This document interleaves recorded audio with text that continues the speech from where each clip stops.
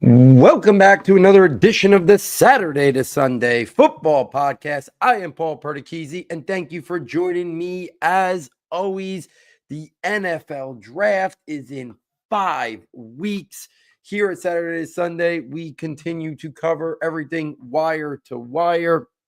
The main impact of free agency is behind us. If you missed the last episode, I did a free agency fallout edition sharing my thoughts on every significant free agent signing in terms of the impact it could have on the 2025 NFL Draft, sharing my thoughts on fantasy and dynasty value for all players involved who made signings. There hasn't been a lot of significant news since I recorded last Thursday, so that means we turn the page this week to the start of my favorite series that we do here at Saturday to Sunday, and that is our TierBuster shows.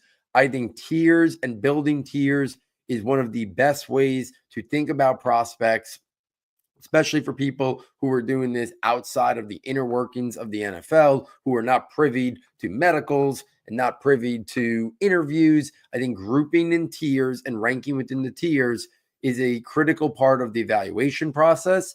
Then as you watch more film, pro days, obviously the combine, things help you sort within those tiers. Sometimes you could have a tier jumper as you see more film or get access to more film.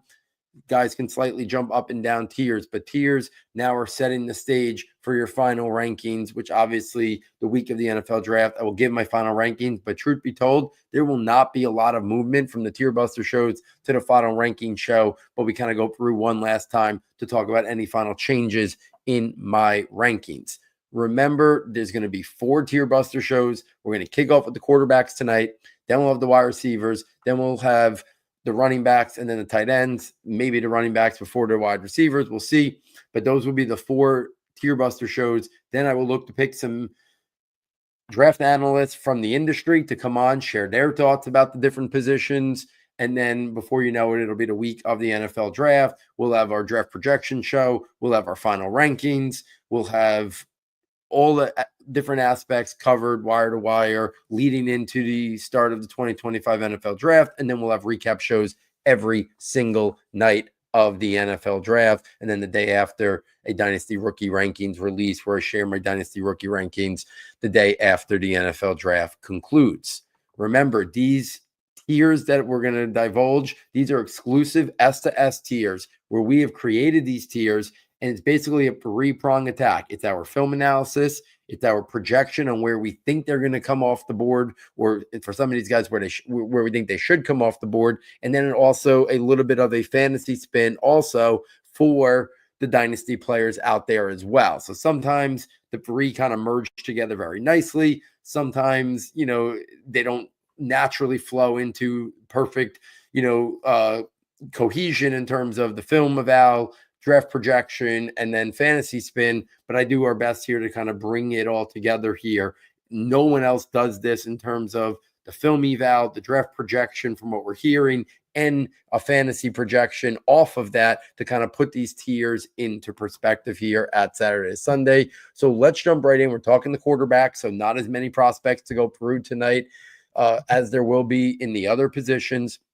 So let me first break down the tier groups, and then we will go through one by one the different tiers. So our tier 1 is made up of prospects we think are first-round selections in the NFL Draft. We do not divvy it up between top 10, late round 1, because there's a gray area there where guys can fall and slide. So our tier 1 quarterback prospects are guys that we believe weren't going in round 1, deserve to go in round 1, should go in round 1. They are late round 1 to mid-round 2 dynasty rookie picks in 1 quarterback leagues. They are early to mid-round 1 dynasty rookie picks in Superflex or 2 quarterback leagues. We consider them potential franchise quarterbacks, and their estimated start time would either be from day 1 or sometime during the first season, and definitely by year 2, they would have taken the helm for their NFL franchise. So in our tier 1, it is only made up of 2 prospects. Our tier 1 made up of just 2 prospects. It's Shadu Sanders and Cam Ward. It is very much a 1A 1B for me. If I'm forced to pick, I'm going to stick with Shea Sanders as my number 1 and Cam Ward as my number 2, but it really is a 1A, 1B. It really is. When you talk about it, I think the floor is higher on Shea Sanders. I do think the ceiling is a little bit higher on Cam Ward. But when I watch these guys play, they are very different style prospects.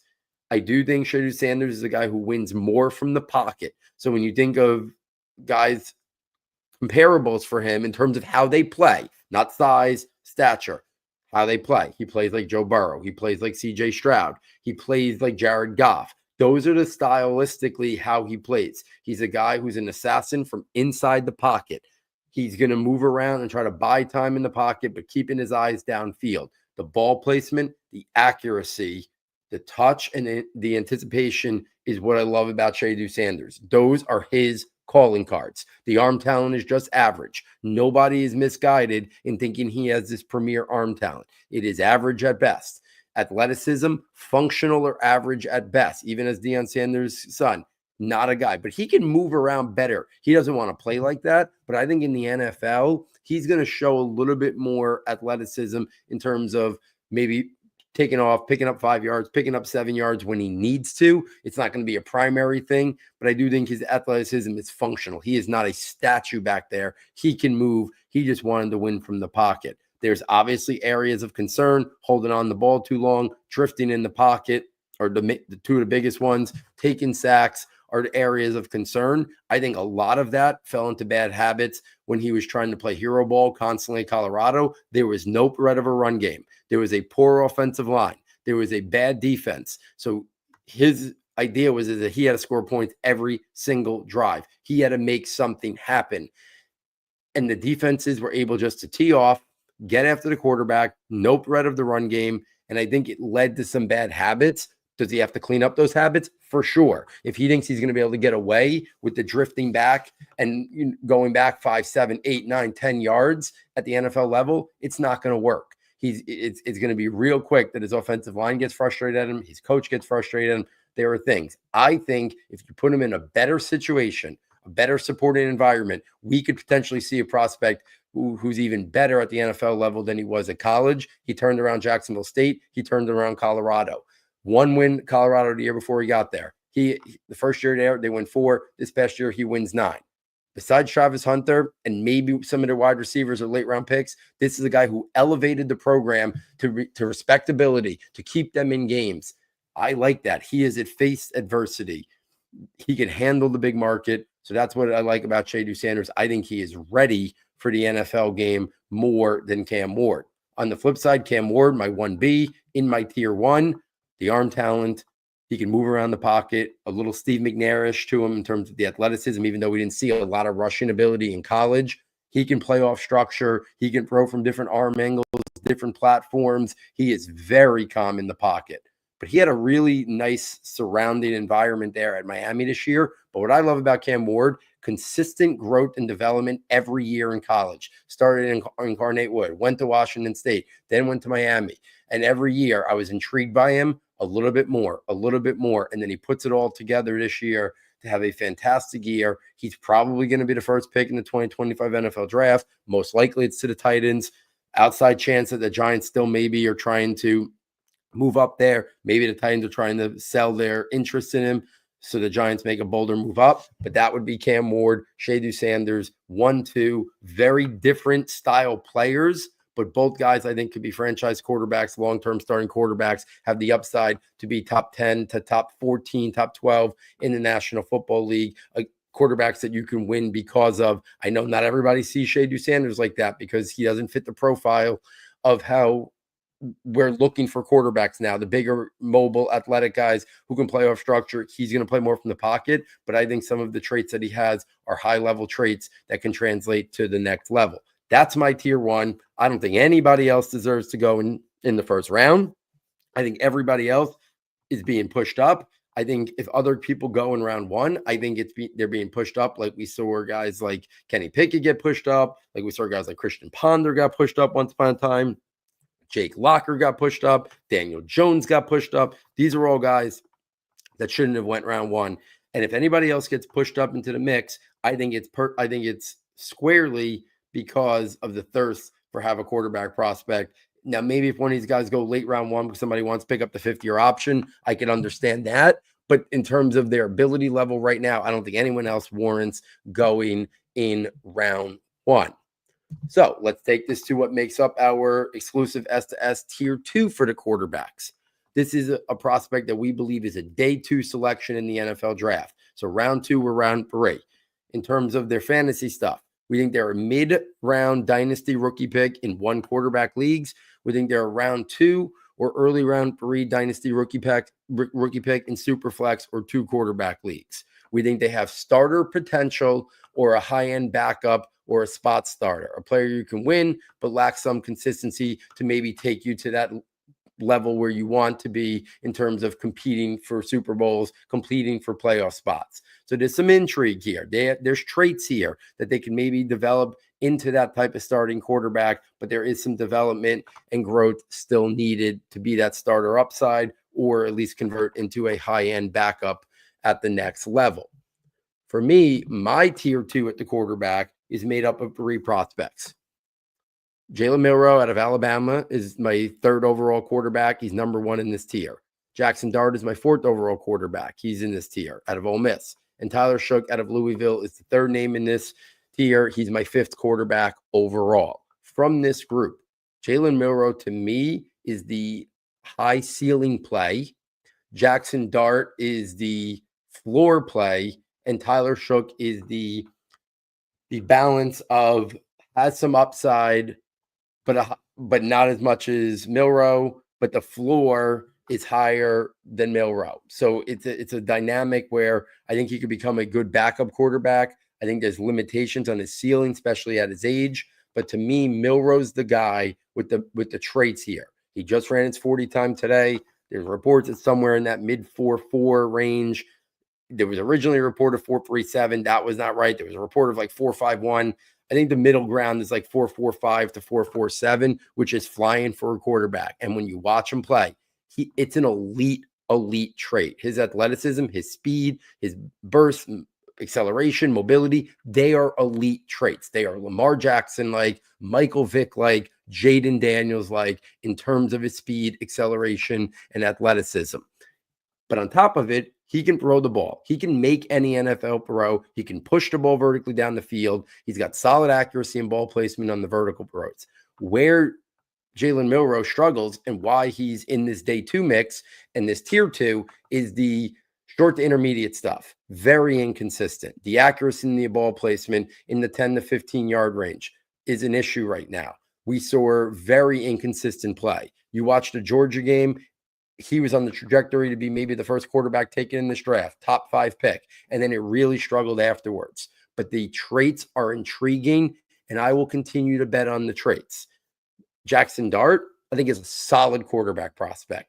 To me, the round 1 buzz is crazy. His physical traits are average to above average. The athleticism, above average. The arm talent, above average. He played in a very scheme-friendly offense, was not asked to do a lot of NFL things. I would be very hesitant to draft him in round 1. I think he's the guy that I think the odds of him going round 1 are greater than Milroe or Shough. I don't see it.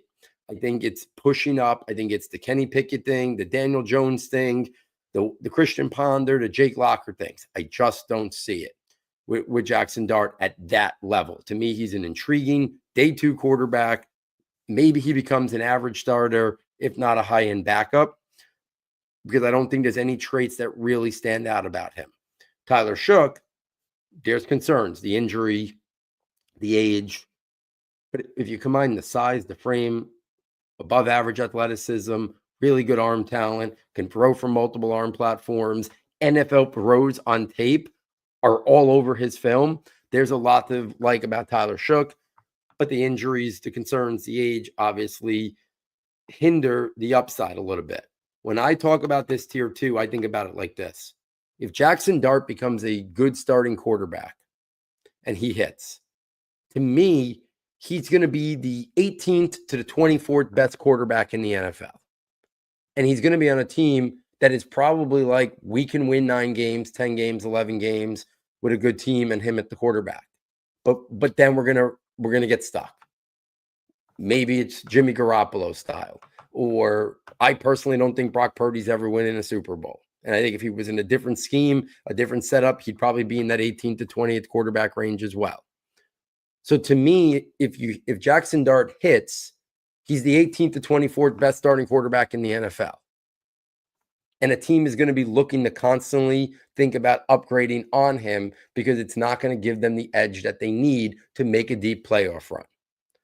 Tyler Shook, I think there's a little bit more ceiling there, but there's a little bit more projection, the age, the injury concern. So that's why I have Shook ahead of him. But to me, they're real close. If I was an NFL GM, they'd both be like mid to late round 2 range. But that's where I would think Dart and Tyler Shook should go. Milroe, I think, deserves to go early round 2. Because if Milroe hits and he develops as a passer, he's a game breaker. He's a playmaker. He changes the narrative. He's a quarterback you win because of, not because of the rest of the team around him. If he develops, maybe it's a 5% chance. Maybe it's a 10% chance. But let's be honest. These guys we're talking about in an overall weak quarterback class, the odds of them, any of them hitting, are 10%, 20%, especially if they're taking on day 2. The hit rate on day 2 quarterbacks is low. It's probably like 10%. So the odds of anybody even turning into a starting quarterback from day 2, a consistent good starting quarterback, or even an average starting quarterback, is probably 10%. Well, I'm going to take my chances then, even if it's 5% or 2%, that if Milroe becomes that starting quarterback, it's because he's developed as a passer. And if he develops as a passer, even to be average, I think you're talking about a starting quarterback that could be top 10 in the league because of his playmaking ability with his legs as well. And then that's a difference maker at the quarterback position to other teams. So that's why I have Milroe at 3, Dart at 4, and Tyler Shook at 5.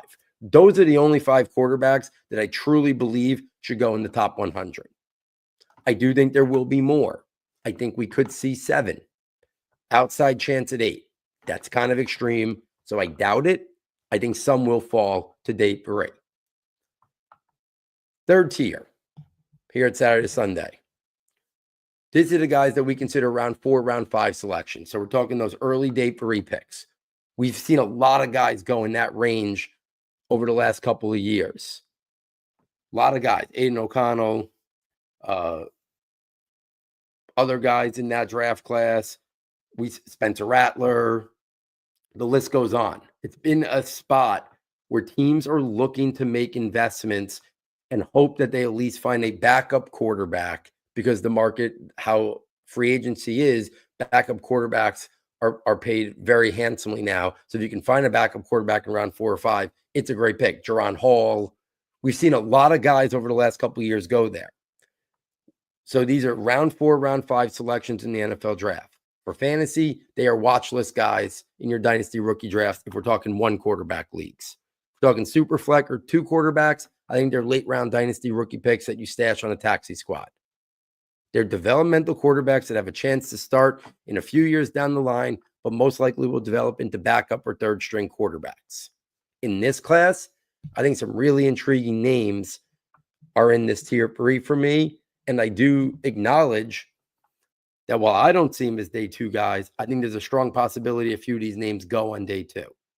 That's Quinn Ewers out of Texas. It's Will Howard out of Ohio State.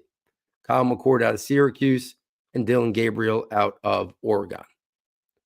For me, Quinn Ewers, Will Howard offer the most intrigue from this class.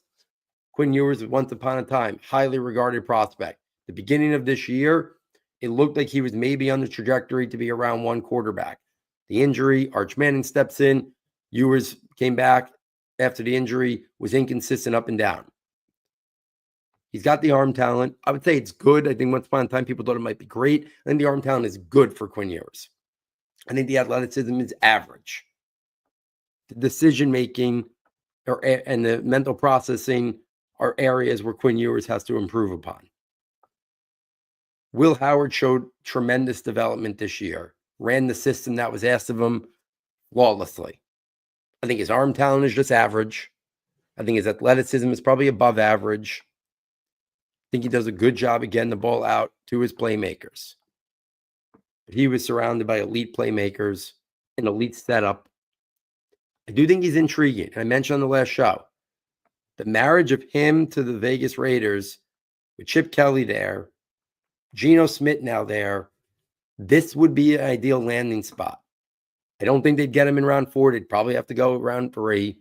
But you develop him, you work with him in, and maybe in a couple years, he can be a starter there after Geno Smith. If not, you get a high-quality backup that knows how to run Chip Kelly's system there, who's now the offensive coordinator.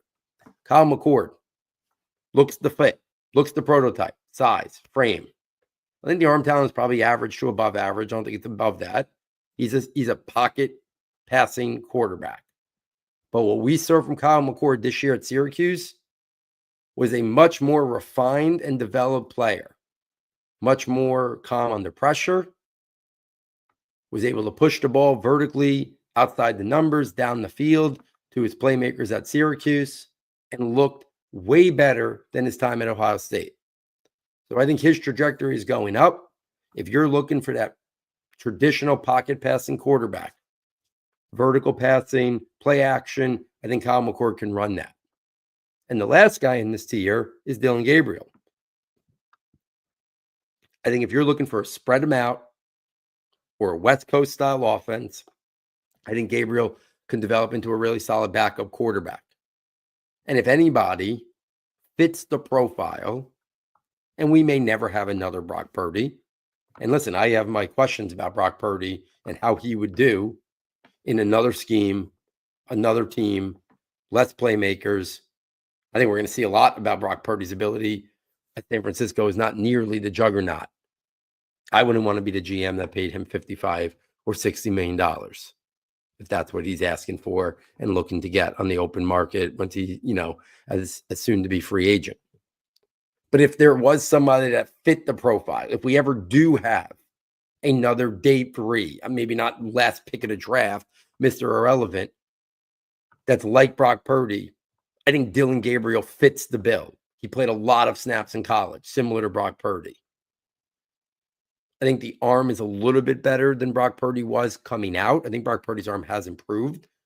I think Gabriel's is a little bit better than maybe people gave him credit for. I would say it's average instead of a below average trait. I think his athleticism is above average. He can move around, but he's got a lot of reps, a lot of experience. He can run an offense. He could be a very high quality backup quarterback in a spread him out or West Coast offense. Get the ball out quick. Get to your playmakers. Not a lot of vertical stuff. I think Dillon Gabriel could be successful in that regard. And then my last tier is our tier 4. These are guys that we consider late round guys. So round 6, round 7, priority free agents. They're being drafted as practice squad or third string quarterbacks to start out. And then can they develop down the line into maybe being a backup quarterback? But that is not the expectation. When the team drafts somebody in round 6 or round 7 or as a priority free agent, they're bringing in a body for camp, seeing if starting them out as a third string guy or a practice squad guy and seeing what they have. There's probably a trade or two that might intrigue them. That is the truth about a 6th or 7th round quarterback pick. They're not thinking they're a backup. Teams are now picking players in round 3, round 4, round 5, and hoping maybe they become a backup quarterback, especially round 3 and round 4. You're taking a player in round 6 or round 7. They're not ticketed for backup duties. They are ticketed for third string practice squad because there's something that's intrigue about them. Maybe it's their arm. Maybe it's their athleticism. Maybe it's something, an injury that they haven't fully came back from. And then you're seeing if they could develop down the line. For me, in my tier 4, I have 7 names. I have Riley Leonard out of Notre Dame is the biggest name in this group. I have Brady Cook out of Missouri. Curtis Rourke out of Indiana, Seth Hennigan out of Memphis, Graham Mertz out of Florida, Cam Miller out of North Dakota State, and Max Brosmer out of Minnesota. I'm not going to go for each one. like I did the others. The two names that stand out in here are the top of this tier for me, Riley Leonard and Brady Cook. Riley Leonard, a lot of snaps in college. He fits the part in terms of size and frame. The arm talent is just average. The decision-making is probably just average. But you like the growth he showed this year in Notre Dame. He's tough. He's physical. He's a good runner. He can run the offense that you ask of him. So there are some characteristics about Riley Leonard that make him an intriguing round 6 pick. Brady Cook, this year didn't go as well as the previous year, but he's got some traits. Brady Cook is a pretty interesting prospect in terms of just the traits aspect of it. He's only got average size and frame, but he's got pretty good athleticism. I would classify his arm talent is in terms of its velocity and strength are pretty good. He can make every NFL pro. I classify the decision making is probably average, but good play strength and toughness. But the 24 film was worse than 20 per 8. He's got to clean up some mechanics. He's got some accuracy and ball placement issues. The mental processing, going through progressions, areas of improvement, but he's got some traits. So to me, Riley Leonard and Brady Cook are the two guys. So for them, that's my number 10 and my number 11 ranked quarterback in this draft. I don't think we're getting 12 quarterbacks drafted this year. So Leonard is my number 10. Brady Cook is my number 11. Maybe we get 11. If we do get 11, I would say Leonard and Cook are the last two that are going to come off the board, and then the rest will be priority free agents. I could also see Brady Cook not getting drafted. Could be a draft we only have 10. But to me, there's enough intrigue with those top 9 guys who I think could all go in the first 4 or 5 rounds that there'll probably be another 1 or 2 that go late. And I think those possibilities are Leonard and Brady Cook, my 10th and 11th quarterbacks right now. The rest of these guys, I think, are all priority free agents. Bring them to camp. Maybe somebody goes around 7, like Graham Mertz or Curtis Rourke. But to me, that they belong as priority free agents, practice squad developmental guys to get started. So just to recap, Tier 1, Shadu Sanders and Cam Ward, my number 1 and number 2 quarterbacks. Tier 2, Jalen Milroe, my 3rd ranked quarterback overall. Jackson Dart, my 4th. Tyler Shook, my 5th. Tier 3, my 6th rated quarterback is Quinn Ewers. My 7th is Will Howard. My 8th is Kyle McCord. My 9th is Dylan Gabriel. And then Tier 4, Riley Leonard, my number 10 ranked quarterback. Brady Cook, my 11th. Curtis Rourke, my 12th. Seth Hennigan, 13. Graham Mertz, 14. Cam Miller, 15.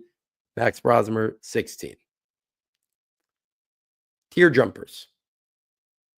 I don't think anyone else is going to jump into round 1. But I think for me, I think in the NFL world, Jackson Dart's in round 1 right now. So I think Jackson Dart is the logical pick to jump into tiers. If I'm just basing it on my film eval, I don't see it. I would put Milroe as the guy most logically to jump in it. But I'm going to keep I don't see my tier 1 changing. It's Sanders, it's Ward. I think Milroe, Dart, and Shook are safely in that tier 2.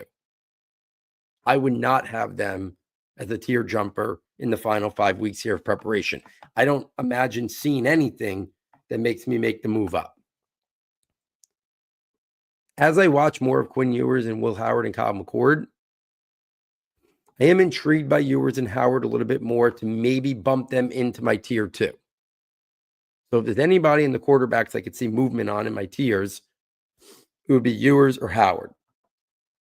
A lot of reps in college. A lot of traits. Not a statue in the pocket. Big programs. Those would be the 2 guys that could be tier jumpers. And then I already talked about it. If I was going to move anybody from tier 4 up to tier 3, it would be Riley Leonard or be Brady Cook, because they do have a trait or 2 that I think is intriguing. Leonard, the athleticism, the toughness. Brady Cook, the arm talent and the athleticism that I could see potentially moving them in to tier 3 in that round 4, round 5 range. So there it is, guys. My quarterback tiers.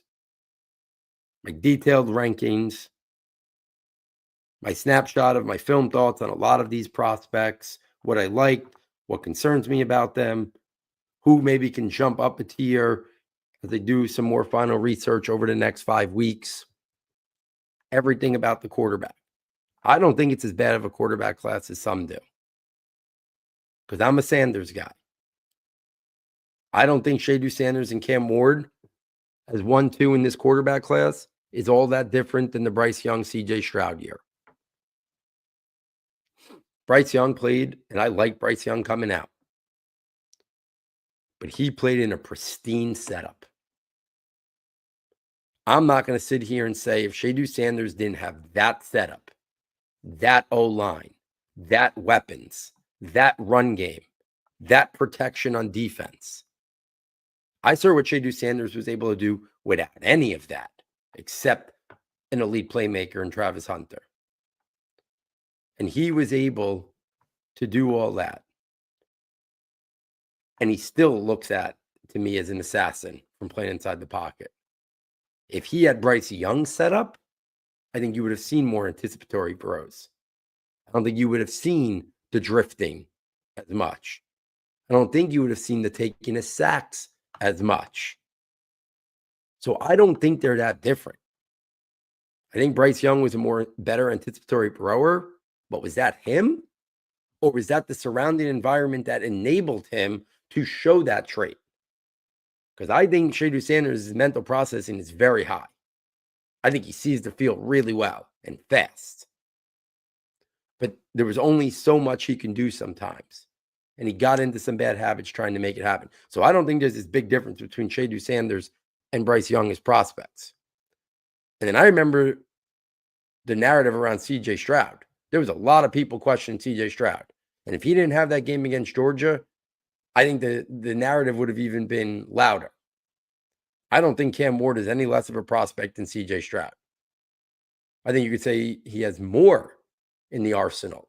He has shown more of ability to play off structure.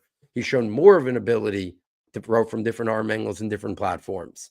So to me, Cam Ward is right there with CJ Stroud. I think the problem is we are comparing this class to last year's class. And last year's class was a special class. It's a 1 every 10, 15 years type of class where you had 3 highly rated prospects in Caleb and May and Jaden Daniels. And then you had 3 other additional good prospects in J.J. McCarthy, Michael Penix, and Bo Nix.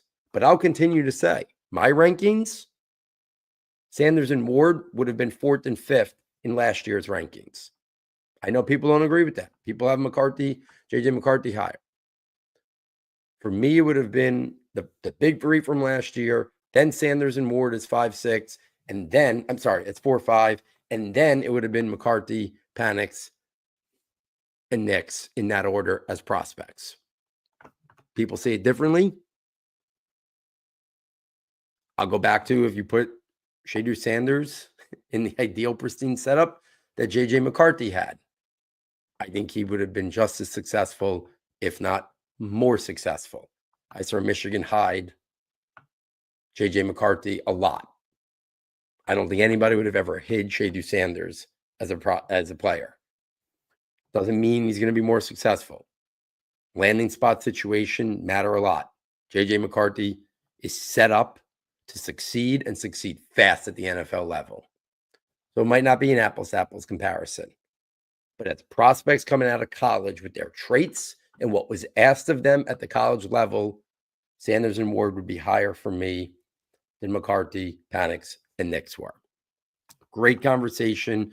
I love talking about this. I think it's intriguing. I'm really excited to see how things kind of lay out here over the next couple weeks. I think we're going to get 2 quarterbacks in the top 3. I think Cam Ward's going number 1 to either Tennessee or the Giants. I think if Shadu Sanders is there at number 3 for the Giants, if they stay put, he'll be the pick. I think there's a possibility Shadu Sanders goes number 2 to the Browns if Cam Ward goes number 1 to Tennessee or the Giants. And I do think there's a possibility Jackson Dart goes in round 1. I don't think it's as high as people think. I don't think it's going to be top 10. I think the Steelers pick in the early 20s or a team trading back into round 1 would be where we would potentially see a prospect come off the board as the third quarterback. But even then, I think those teams are basically saying, we like the player, we want the 5th-year option, but their grade still might be a second-round grade, but they're looking at the opportunity to get the 5th-year option and get ahead of everybody else who might be willing to make a smaller jump up on the start of night 2, and a team might say, we got to make a bigger jump up. Or the Steelers just say, we need a quarterback. We have other things in place. We're going to take our guy who we think is the 3rd best quarterback in the draft, whether that be Dart or whether that be Milrow. If you're enjoying this content, please get over to the website, S2S Football, fastest and easiest way to get there. Check out the premium content tab. For $9.99, you get access to all of our premium notebooks. You get the scouting notebook, 100 or so detailed player profiles for fantasy, strengths, developmental areas, functional areas, NFL role, how they win, fantasy spin. Broken up into the guys who declared, the guys who didn't declare. You get the rankings notebook. To give you an idea what's in the rankings notebook, it's our draft rankings. It's now our tiered rankings. Last year's Dynasty rookie rankings being updated as they enter year 2. We'll have our new Dynasty rookie rankings coming out the weekend of the draft. We'll have our IDP rookie rankings come out a few days after the draft. It has our Devy rankings, and it has our positional overall Dynasty rankings, which have not been updated yet. My focus has been draft-based, but I will update the positional Dynasty rankings before the NFL draft as well. And then we'll pencil guys in once they get drafted as well, which will move the needle and change a lot in terms of positional overall Dynasty rankings. And then in April, you get the draft projections notebook, tabs for every position, offense and defense, over 400 players in the draft projections notebook. Snapshot of how they win, developmental areas, combine measurements, combine testing, ranked in the order in which we expect them to come off the board from everything we are hearing. I'm not just going to the websites like the consensus board websites. There's a lot of people that rankings are in that make up that consensus board that I don't think have any idea of what the NFL is thinking. The S2S draft projections notebook, we block out the noise. We block out the consensus big board. We focus on the people that we think are the most in the know, bring all their information together and create an order in which, based on what we're hearing, listening, and reading, think they're going to come off the board. We've had tremendous success in the draft projections notebook. We have a tab trying to project the 32 players to come off the board round 1, a tab trying to project the 100 players to come off the board as the first 100 prospects, and then a tab trying to project all 256 players to be drafted. We have lived in the 27 to 30 range of projecting the prospects from round 1. We have been in the 83 to 87 range for projecting the top 100 players to be selected. And we've been in the 80 to 84% trying to project every single player to get taken, including all those round 6, round 7 guys, which shows 100 guys or 120 guys that could be in the mix to be those round 6 and round 7 picks in the NFL draft. Last year, we entered the Huddle Report. We had a top 10 finish in that, projecting the top 100. Looking forward to hopefully getting back in that again this year as well. So if you've purchased the notebooks in the past, please consider purchasing them again. It is the lifeblood of what we do. If you've never purchased them, but you've been a long-time listener, please consider purchasing them. It is all we ask from you guys. It is the number one way we continue to do what we do here at Saturday to Sunday. If you're new and you want to check them out, great. If you have any questions, reach out to me on Twitter. If you can't purchase the notebooks, please, wherever you listen to the podcast, rate, review, and subscribe. YouTube, it's just the audio feed of this. The video feed, but we're not doing a lot on the YouTube page, but even listening on that helps us out as well. So at least if you can go over to YouTube, subscribe there just to get our subscriber count up as well from that as well. So on behalf of our sound tech engineer, David Nakano, and myself, thank you for joining us. And we look forward next time taking you from Saturday to Sunday.